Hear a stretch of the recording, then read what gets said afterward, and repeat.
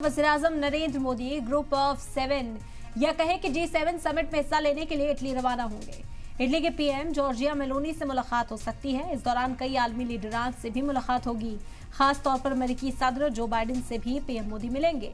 इस बार G7 summit का इनेकाद Italy में हो रहा है। समिट का इनेकाद ऐसे वक्त में हो रहा है जब दुनिया में दो बड़ी जंग चल रही हैं।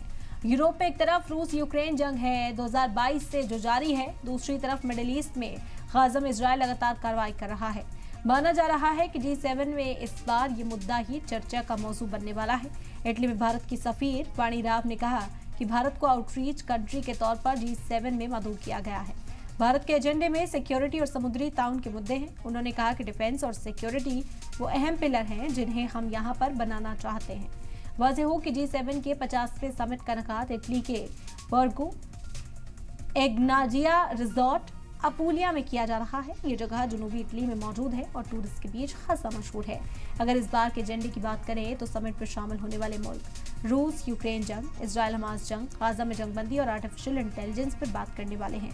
ये सभी मुद्दे पिछले एक साल से सबसे ज्यादा चर्चा में हैं। तो G7 में हिंदुस्तान को भी मदऊ किया गया है और पीएम मोदी अब बहुत जल्द रवाना होने वाले इटली के लिए इटली की प्राइम मिनिस्टर से भी मुलाकात करते हुए नजर आएंगे और उसके बाद सबकी निगाहें टिकी होंगी कि जो बाइडेन के साथ जब पीएम मोदी की चर्चा होती है, बायलैटरल रिलेशंस के बारे में बातचीत की जाती है, तो कौन से मौजू हैं जिन पर चर्चा मुमकिन है। फिलहाल दो जंग इस वक्त दुनिया में चल रही हैं जिनका असर तमाम ममालिक पर पड़ता हुआ नजर आ रहा है। रशिया यूक्रेन की बात की जाए या दूसरी तरफ गाजा में जो इस वक्त हालात हैं उस पर भी चर्चा होना लाजमी मानी जा रही है और कोशिश यही की जाएगी कि जंगबंदी की ओर एक प्रेशर जो है वो बनाया जा सके।